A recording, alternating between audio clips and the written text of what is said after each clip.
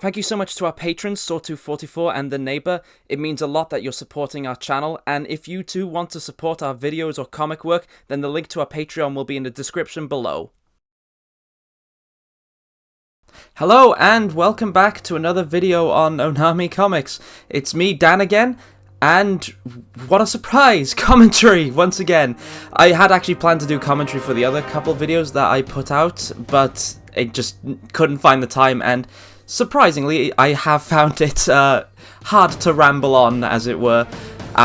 So I'm going to try it again for this one video, because specifically I do have some topics in mind that I want to talk about. So what's going on in this video?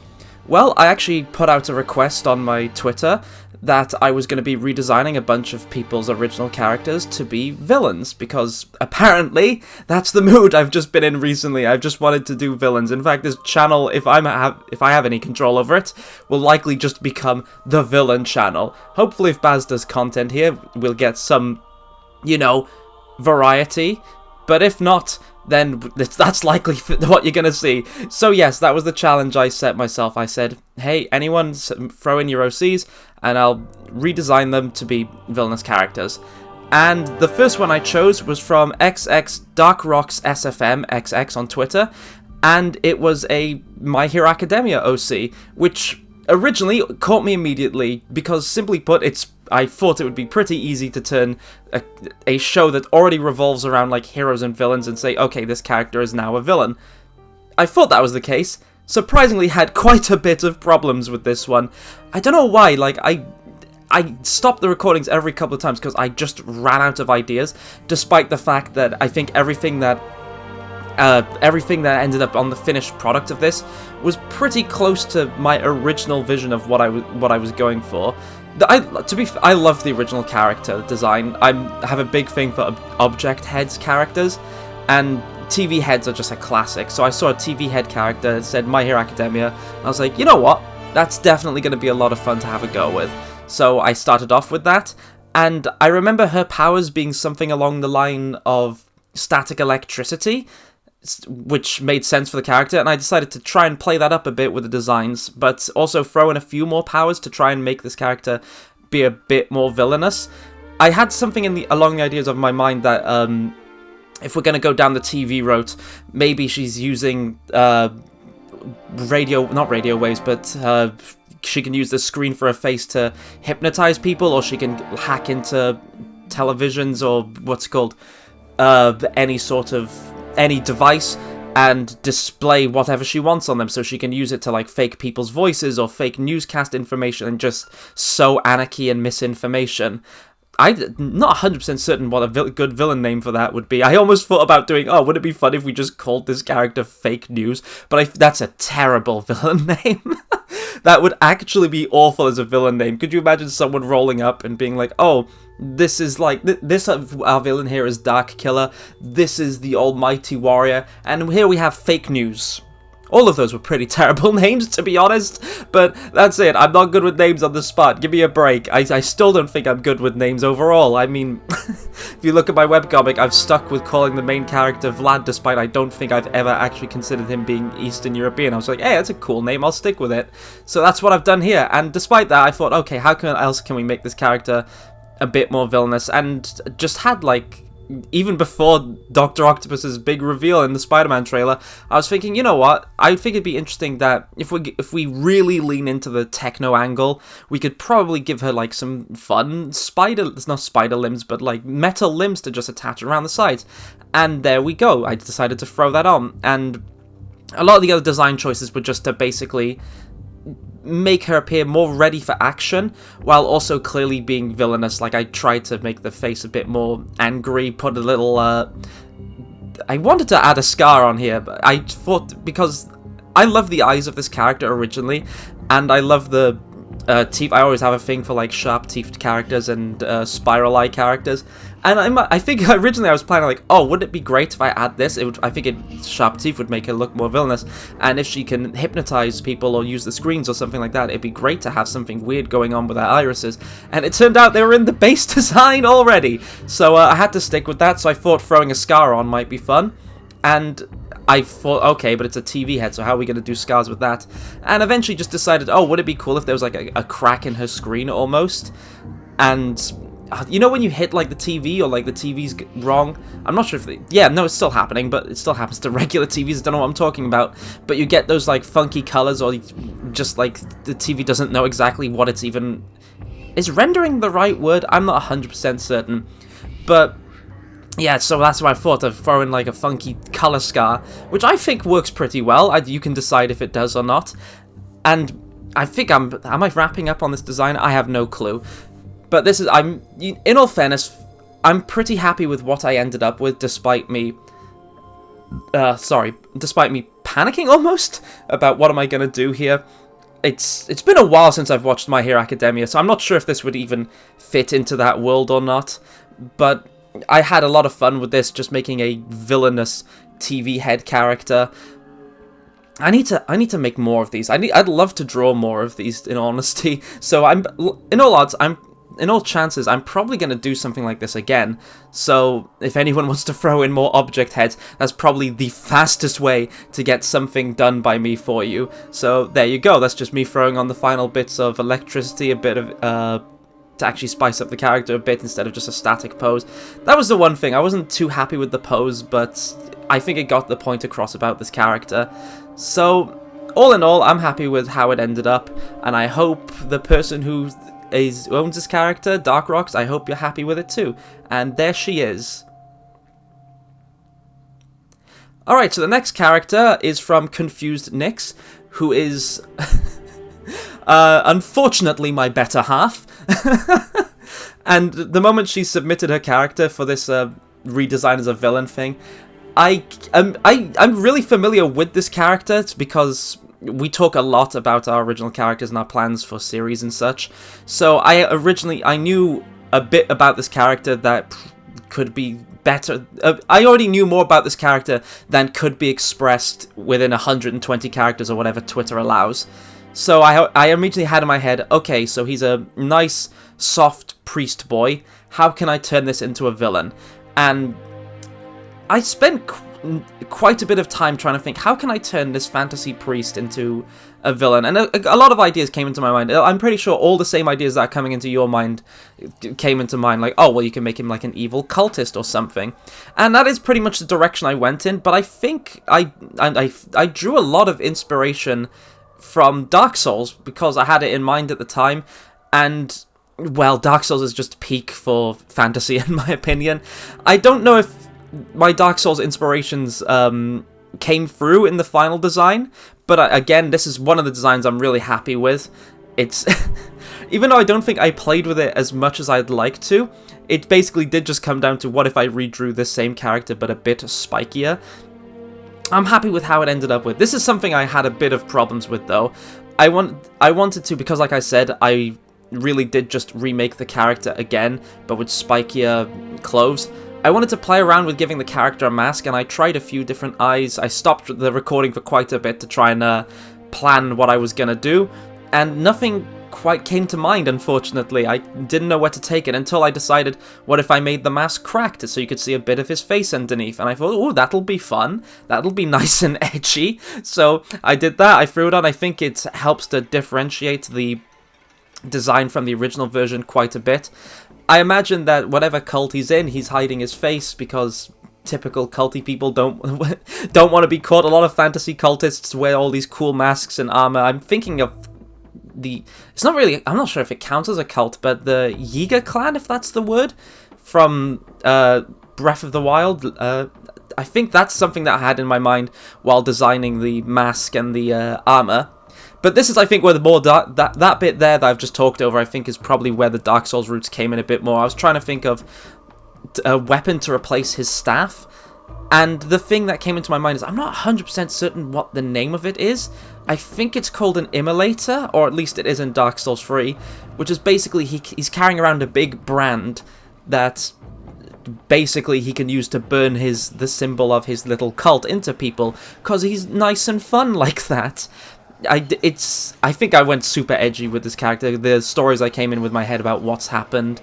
Like with the previous character, when I said like, oh, what's going to happen with their story? It was pretty simple. My Hero Academia stories are Very simple, it's just a villain, probably joined up with the League of Villains, wanted to cause a bit of havoc, was likely recruited because they've got a really special, helpful power, like being able to fake and just broadcast fake news, I suppose, would come in really handy. But with this one, sorry Nags, but I basically just reinvented the character entirely, created just this whole alternate universe where they worship one of the evil gods, because in the story that she's told me about, there's multiple gods, and some of them aren't particularly nice, and so I swapped it around and said, okay, what if he's gone from being a soft, nice boy who just wants to heal people and go on adventures, to he's now worshipping one of the more malevolent gods.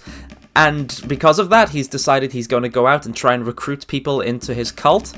And that doesn't matter if they say yes or no. He's going to get them in. He's been at this for a while, hence the broken mask. He's no longer just a soft new boy to this. He's been at this for quite a while.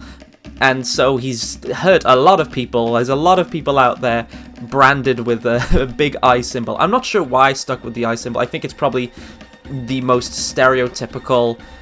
oh, something's good, like this is an evil symbol in fantasy, probably because of it's probably Tolkien again. Tolkien ruined fantasy. I'm gonna go off a bit, but I love the Lord of the Rings. It's probably, I think if I was gonna say, it's Dark Souls is my favorite fantasy setting and world, but Lord of the Rings is my favorite like book, movie, fantasy setting, and I love it. But I have to admit, Tolkien kind of, like, ruined it for everyone afterwards, because he did it so well. He set up such a clear, distinct world that every single fantasy setting afterwards just wants to be Tolkien. We have high, proper, upper-class elves. We have mining dwarfs. We have the civilizations of men that are greedy and corrupt. It's all very much inspired by Tolkien, and I think... also, because Sauron was a big eye, we've probably associated now that big eye in fantasy equals bad guy. And I guess that's probably... I've fallen into that trend as well here. Speaking of eyes, I don't know why, but I think just making really thick outlines on characters' eyes definitely helps sell their evil. I don't know why. Mascara is evil, I suppose. I'm probably thinking of Majin Vegeta, because that was one of the main things that sold Vegeta's gone evil again, is he just got really thick eyeliner. So I decided I want to stick it on here. I want to stick it on this poor character and mess around with the iris, because for some reason when you go evil, I suppose you just get snake eyes. Maybe it's a blessing from whatever god he's worshipping, whether it be I don't know, I just about to just tell everyone, like, oh, the gods of Nexus world. I don't know, maybe it's an evil snake eye god that just wants to brand people and say, haha, you belong to me now. And this is what that character is going out to do. And you know what? I'm really happy with this design. I think I did a pretty good job on it overall. I don't know if the Dark Souls roots showed through, but hey, I'm happy with the cultist look for it. And so the last one for today is Jesus from Honeyed Ink. It's not Jesus. I made the joke when she sent this character to me, like, oh, is this Jesus? And she laughed and said, kind of. Apparently, this guy used to be the god of the sun. But after what I believe was a divine genocide, almost, and all the gods vanished, he ended up becoming the god of creation. Hence his, like, all the wooden attachments just on him, like his wooden legs and wooden arm. And I really love this design, and I really love Honeyed Ink's art. They're fantastic. All the art I've seen has been fantastic. Make sure you give them all a follow. Every person here has had fantastic characters. Love them all. And there's plenty of other designs I wish I got to do from the Twitter threads and private messages. But these three, I put them in the wheel, and that's what came out. And I think I'm going to burp in a second. Hang on. There we go. It's out. And on my mind at this point, because I went, evil gods. Bloodborne. Even though I'm pretty sure the gods in Bloodborne aren't particularly evil, it's just... it's not even evil people doing stuff with good gods' power, it's just misguided people and gods that are ambivalent. Is ambivalent the right word? Neutral. to the plights of man. They're just watching things as it goes along, not quite sure what's happening. So I decided to really lean into the Bloodborne angle, because I thought that would be apt for a new creation god. This is a character, if we're going to make a creation god, I wanted to lean away from the wooden aesthetic of the original Jesus and make it more of a fleshy, gross, wet Grossman, basically. Just make it Bloodborne. I have just taken your character and surprise, it's Bloodborne now. Bloodborne Jesus. Literally, Jesus Christ. Imagine that being a boss. Imagine walking into a room and the boss health bar just appears and it says Jesus Christ. I guarantee I would be intimidated. This bit here, I didn't know exactly what to do. I don't have a lot of characters with beards. I don't draw a lot of characters with beards or mustaches. I need to get better at that. So trying to combine the beard with the mustache and planning how that would look and work was a bit of a challenge for me. I didn't know exactly how to go about coloring it or shading it without making the detail lost. But I think that is really just a problem with my drawings overall, especially in my webcomic, Knights of the Last Planet. There's plenty of times where I will just draw out the whole scene and then start not paneling it, but adding in the speech bubbles, or like resizing it, like, oh man, this wouldn't work how it looks now, I need to resize it or reshape it, and then I end up losing a lot of detail I've thrown into the background of the characters, and I'm like, no, I can't do that, I have to keep this worse version of the composition so people know I've put all this effort into the detail. I think I'm slowly getting over that now. There's quite a few recent pages that I've just finished drawing like the day before I'm recording this. That was like, oh man, that's detail I'm gonna lose, and then said, no, I've got to put it aside. And that's what happened with the beard on this character. I almost forgot what I was going off about there. Me saying I'm gonna have trouble talking. I could just probably talk forever about anything. Would I have it, I would now be just talking for ages about Bloodborne, being like, oh man, Bloodborne's great, isn't it, guys? Bloodborne's fantastic. Did you guys see that new video from, not new video, but from that video from Vati about the art competition? And now that I'm talking about that, I'm going to talk about that now. Please go watch the Vati video. Does some fantastic art competition videos for the From Software games, and he recently did one for like people imagining Bloodborne 2, and I always wanted to submit something for that.